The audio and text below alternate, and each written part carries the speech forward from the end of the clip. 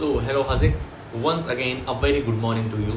Welcome to our maths class जिसमें हम लोग अपना चैप्टर डिस्कस कर रहे हैं अंडरस्टैंडिंग एलिमेंट्री शेप्स। तो कल हम लोगों ने राइट एंगल के बारे में पढ़ा कि जब हमारी घड़ी की सुई किसी पॉइंट से किसी पॉइंट पर पहुंच रही है तो उसके बीच में कितने राइट एंगल्स बन रहे हैं, कितने स्ट्रेट एंगल बन रहे हैं।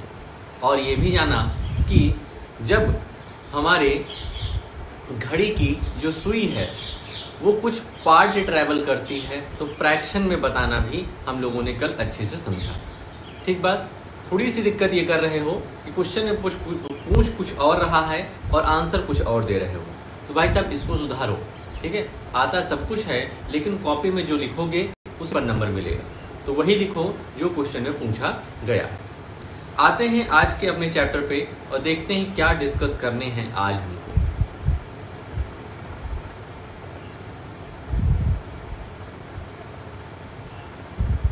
तो ये रहा अपना चैप्टर एनसीईआरटी। आज का जो टॉपिक है बहुत ही आसान, बहुत ही छोटा। ठीक है, बहुत ही छोटा है, लगभग 10 मिनट में हम लोग का ये कवर हो जाएगा। आज देखते हैं क्या है, बहुत ध्यान से देखो। आज हम लोगों को देखना है एंगल्स के बारे में।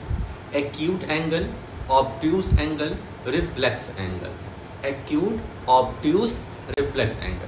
देखो कल हम लोगों ने दो एंगल के बारे में पढ़ा था, राइट एंगल और स्ट्रेट एंगल। राइट एंगल में था कि एंगल जिसका मेजरमेंट कितना होता है, 90 डिग्री होता है, उसको हम लोग क्या कहते हैं, राइट एंगल। और स्ट्रेट एंगल क्या था, तो एंगल जिसका मेजर क्या हो, 180 डिग्री हो, उसको हम स्ट्रेट एंगल कह रहे थे। क्लियर है बात इतनी? भाई साहब कल एंगल में हम लोग दो एंगल पढ़ चुके हैं। पहला था राइट एंगल और दूसरा था straight angle. Right angle 90 degree का था, स्ट्रेट एंगल 180 डिग्री का था। आज क्या पढ़ना है, एक्यूट। तो एक्यूट क्या होता है, राइट एंगल से कम, angle whose sum is less than 90 degree. Acute की डेफिनेशन लिख लोगे तुम। एक्यूट एंगल क्या होता है, angle whose sum is less than angle whose sum is less than 90 degree are called acute angle. ठीक है, एक्यूट मतलब 90 डिग्री से छोटा। ऑब्ट्यूस, ऑब्ट्यूस मतलब होता है 90 डिग्री से बड़ा और 180 से छोटा। ऑब्ट्यूस मतलब angle whose sum is more than 90 degree but less than 180 degree, मतलब 90 से ज़्यादा हो लेकिन 180 से कम हो। ठीक। रिफ्लेक्स, रिफ्लेक्स क्या होगा, 180 से ज़्यादा और 360 से कम। 180 से ज़्यादा, 360 से कम। यहाँ देखो इस तरीके से एंगल बन रहा है, इस तरीके से एंगल बन रहा है। तुम कह दोगे सर जी ये तो क्या है, 90 डिग्री है। ठीक है, एक सुई 3 पर है, एक सुई 12 पे है, तो ये क्या कहोगे कि सर दो जो निडल हैं इनके बीच का जो एंगल है वो 90 डिग्री का है। जब ये 12 वाली सुई आ जाए 1 पर, 12 वाली सुई आ जाए 1 पर, ये 1 पर आ गई और ये 3 पर ही है।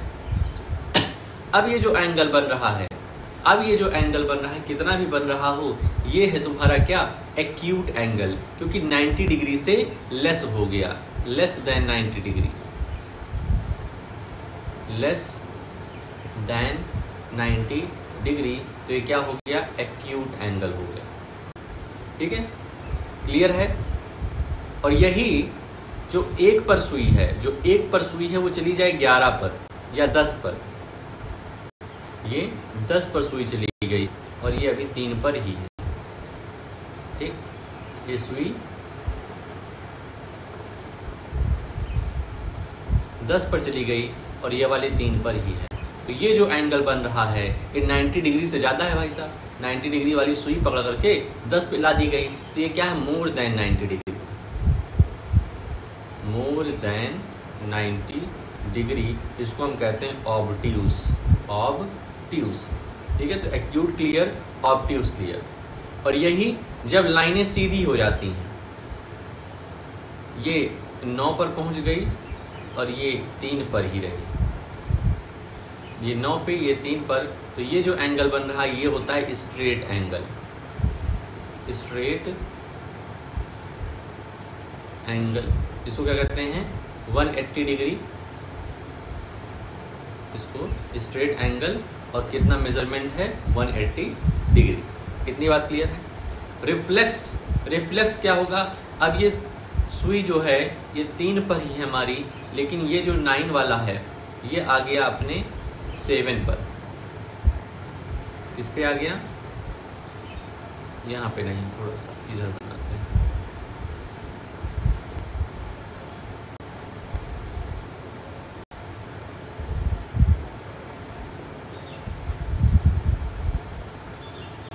ये 3 पर है और ये वाली हमारी 7 पे आ गई। तो ये वाला जो एंगल बना है, ठीक है, ध्यान रखना, ये वाला जो एंगल बना है इसको कहते हैं reflex angle. Reflex angle more than 180 degree, एक 80 डिग्री से ज़्यादा है। ठीक, तो यहाँ पर 3-4 एंगल की बात किए। राइट एंगल, स्ट्रेट एंगल तो कल ही पढ़ लिए थे।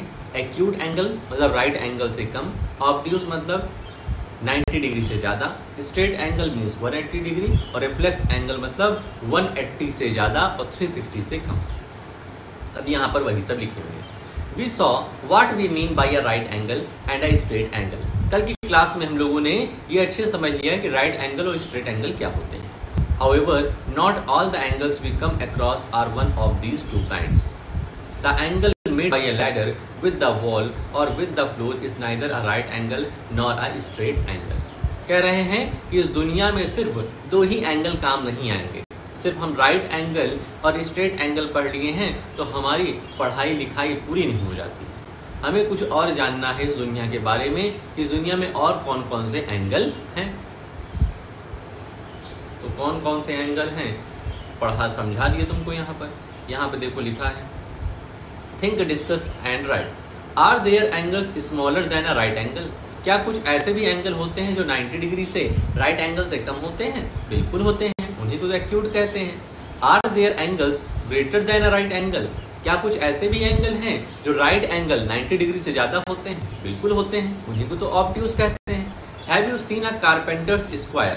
It looks like the letter L of English alphabet. अगर कभी भी कारपेंटर के घर गए हो, कारपेंटर की दुकान पर गए हो या घर पे गए हो जहाँ पर वो काम वाम करता है, तो उसके पास इस तरीके की एक इक्विपमेंट रहता है L शेप का। इसको क्या कहते हैं? स्क्वायर। इसको वो लोग स्क्वायर बोलते हैं। इससे काम क्या करते हैं वो? He uses it to check right angles. He uses it to check right angles. इसकी हेल्प से वो लोग क्या करते हैं? राइट एंगल पहचानते हैं। भाई साहब देखो, जो भी हमारे घर में मेज बनती है या कुर्सी बनती है, जो कारपेंटर जो लकड़ी वाली रहती है, या जो बेड बनता है, उसमें जो कोने रहते हैं वो देखो राइट एंगल होते हैं। वो 90 डिग्री से ज़्यादा या कम नहीं होते हैं, वो राइट एंगल होते हैं। तो इसी इक्विपमेंट का यूज करके वो पहचानते हैं कि हमारी जो लकड़ी है वो 90 डिग्री पर कट हुई है कि नहीं हुई है। अगर नहीं कट हुई तो उसको और छीलते हैं। ठीक, तो 90 डिग्री होना बहुत ही ज़रूरी रहता है। तो ये इक्विपमेंट वो लोग यूज करते हैं, जिसको स्क्वायर कहते हैं। It is also make a similar tester for right angle. अब NCERT वाले कह रहे हैं जब कारपेंटर पढ़ा लिखा नहीं होता, उसके पास एक इक्विपमेंट है 90 डिग्री पहचानने का, तो तुम तो पढ़े लिखे हो, तो तुम तो पहचानो कम से कम। तो कह रहे हैं एक पेज लो, एक क्या लो? पेज लो। एक पेज हम लोग ले लेते हैं क्या?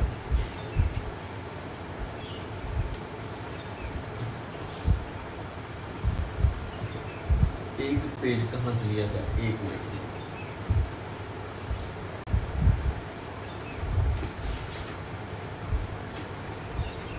देखो ये एक पेज है, ठीक है, साफ सुथरा एक पेज है। इसमें क्या कर रहा है? Step 1, take a piece of paper, ले लिया। स्टेप 2,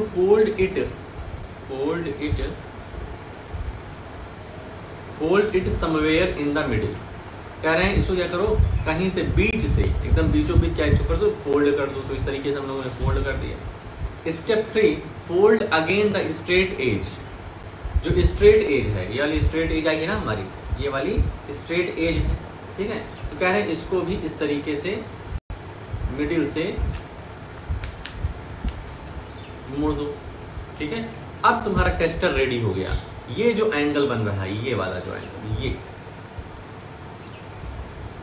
कैसा बन रहा है, 90 डिग्री का बन रहा है। अब जैसे कारपेंटर के पास टेस्टर है, वैसे तुम्हारे पास भी टेस्टर है। ध्यान रखना, ये तो पेज हमने एकदम राइट क्या कहते हैं, रेक्टेंगल के फॉर्म में लिया था। तुम कोई भी उल्टा सीधा पेपर इस तरीके का जिसका कोई शेप नहीं है, उसको भी यूज करोगे तो जैसे ही उसको मिडिल से तुम मोड़ करके 2 बार मोड़ोगे, वैसे ही तुम्हारा भी टेस्टर रेडी हो जाएगा।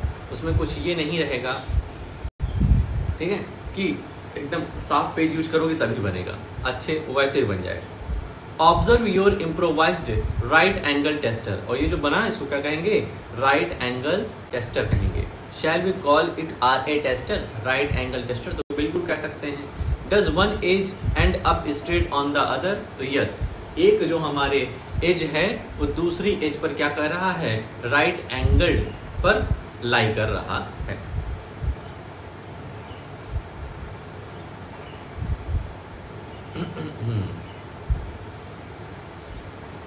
अब आर ए टेस्टर का इस्तेमाल करके ये सब काम करना है।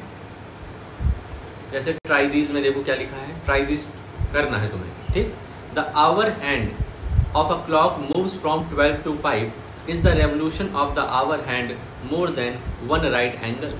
12 से सुई चली है और 5 पर पहुंची है, तो पूछ रहा है, देखो भाई साहब, क्वेश्चन में जो पूछे वही हमको बताना है। इसमें कह रहा है is the revolution of the hour hand more than 1 right angle. जो आवर हैंड का रेवोल्यूशन है वो क्या 1 राइट एंगल से ज़्यादा है, तो बस यहाँ पर यस आंसर देना है, ठीक। अपने मन से कुछ भी नहीं कि यहाँ पर तुम लिखने लग जाओ कि more than 90 degree, less than 180 degree, ये सब नहीं। इसमें पूछ रहा है जो आवर हैंड क्लॉक का है वो 12 से 5 पर पहुंच गया, तो क्या ये रेवोल्यूशन जो आवर हैंड का होगा ये 1 राइट एंगल से ज़्यादा का है, तो बस आंसर होगा यस, इससे ज़्यादा नहीं पूछा, ठीक। What does the angle made by the hour hand of a clock look like when it moves from 5 to 7? 5 to 7, 5 से सुई 7 पर पहुंच गई। Is the angle moved more than 1 right angle.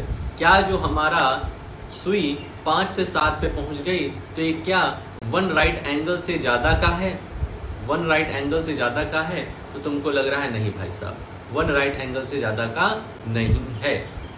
ये पहुंच जाती 8 पर, ये 8 पर पहुंच जाती सुई, तब तो 1 राइट एंगल हो जाता, लेकिन यहाँ पर कह रहा है 5 से सुई 7 पर पहुंच गई और राइट एंगल 1 राइट एंगल से ज़्यादा का है, तो आंसर होगा no.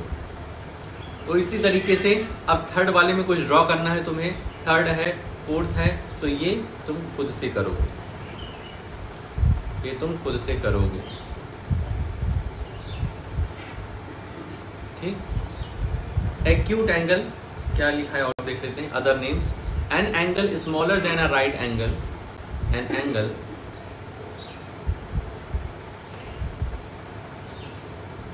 Smaller than a right angle is called an acute angle. These are acute angle. जो रूफ का टॉप होता है, झोपड़ी का इस तरीके से टॉप होता है, उसके बीच में एक्यूट एंगल होता है। सीसॉ में देखो जब ये इधर वाला पार्ट नीचे झुका रहता है तो ये एक्यूट एंगल फॉर्म कर रहा है। बुक इस तरीके से रखे हो तो ये एक्यूट एंगल फॉर्म कर रहा है।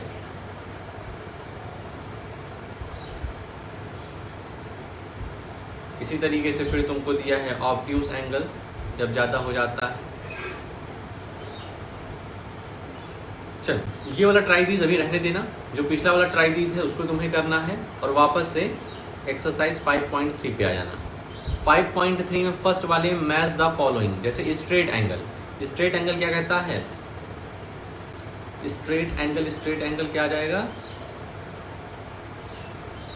Between 1/4 of revolution, half of revolution. Straight angle किसमें जाएगा, हाफ ऑफ रेवोल्यूशन। तो इस तरीके से मैच करना है। पढ़ोगे और ये वाला पढ़ोगे तो क्लियर हो जाएगा। और उसके बाद classify each one of the following angles as right, straight, acute, obtuse. ध्यान रखना ये वाले एंगल की बात कर रहा है, जिसमें इस तरीके से दिया गया है उस एंगल की बात करना है और कुछ मत देखना। एक ये एंगल, एक ये एंगल, ये, ठीक है। तो इस तरीके से तुम्हारा ये आज का एक्सरसाइज ख़त्म होती है। ठीक, अब काम तुम्हारे पास क्या क्या है पहले ये देख लो।